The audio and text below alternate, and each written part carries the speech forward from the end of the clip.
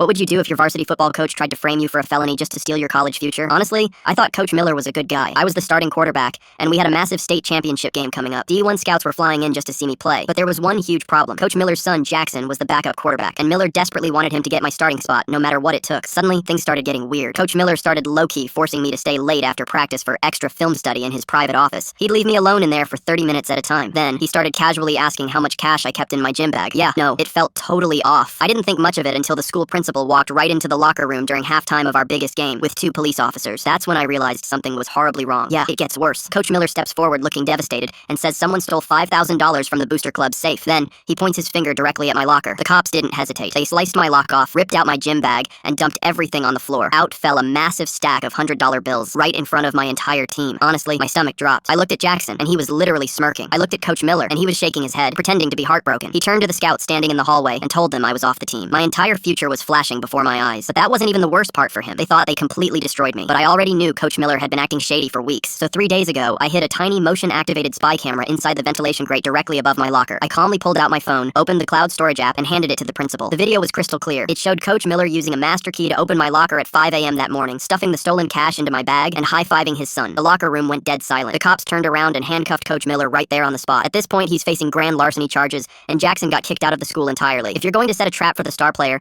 make sure you aren't the one caught on camera.